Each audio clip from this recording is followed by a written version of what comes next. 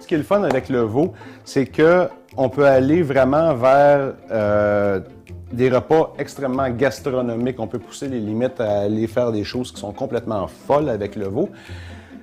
Et de l'autre côté, mais c'est la meilleure viande pour nourrir ma famille, c'est-à-dire que c'est une viande qui est santé. C'est une viande qui est délicieuse, que les enfants adorent, il s'agit juste de bien la cuisiner. Les petits trucs pour bien réussir une cuisson de veau. Sortir un petit peu la viande d'avance pour qu'elle prenne la température de la pièce. Deuxièmement, pour les muscles de première tendreté, comme le pavé, le filet, l'escalope, la côtelette, il ne faut pas trop cuire, c'est-à-dire qu'on doit la servir rosée. Pour les muscles de deuxième et troisième tendreté, comme la palette, la côte croisée, les cubes, il s'agit de cuire suffisamment pour bien dissoudre les collagènes. Si vous respectez ces trois règles, vous avez une cuisson du veau qui va être parfaite.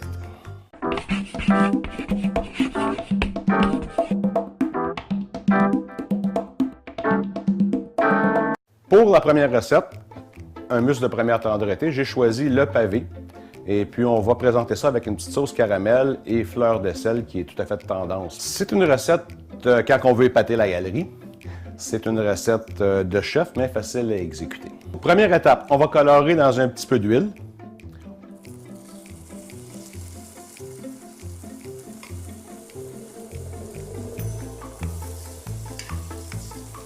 On retire, on place sur une grille et on finit la cuisson au four à 350 degrés. Deuxième étape, on déglace avec le fond de veau. On ajoute notre mélange de caramel et on laisse réduire jusqu'à consistance désirée.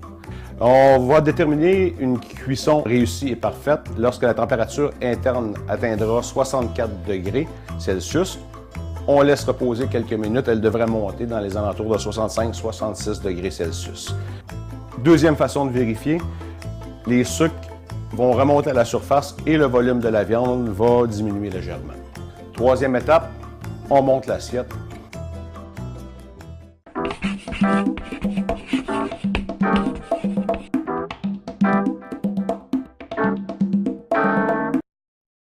J'ai choisi la côte croisée, qui se trouve à être une des plus belles pièces à mijoter. On va l'apprêter de style osso-buco. C'est pour démontrer que la sauce osso-buco n'est pas exclusive au jarret. On peut la faire avec d'autres parties à braiser.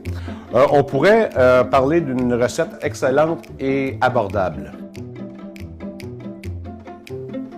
On va saler, poivrer. Premier côté.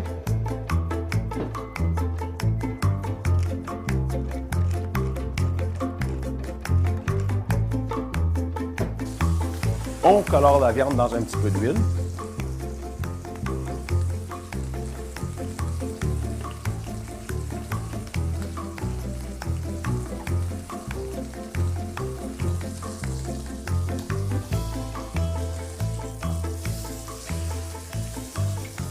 Lorsque la couleur est belle, on va retirer, on va mettre dans la mijoteuse. Si on veut, on peut faire revenir nos légumes. Oignons, céleri, carottes.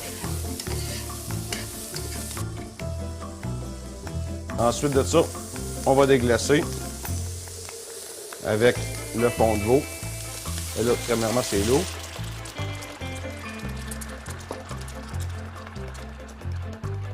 On rajoute notre fond de veau.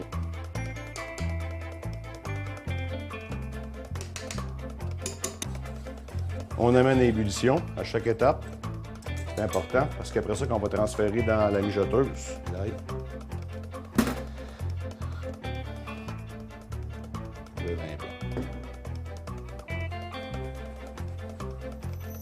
Et puis, on envoie ça cuire 4 à 6 heures à la mijoteuse. Cette recette pourrait aussi se faire au fourneau ou pourrait se faire à cuisson pression. La cuisson va être réussie lorsque la température interne atteindra 90 degrés Celsius, ou on peut faire le test à la fourchette en pesant sur la viande. Si on voit que la fibre a tendance à vouloir se défaire, c'est-à-dire qu'elle est tendre, elle est prête à manger.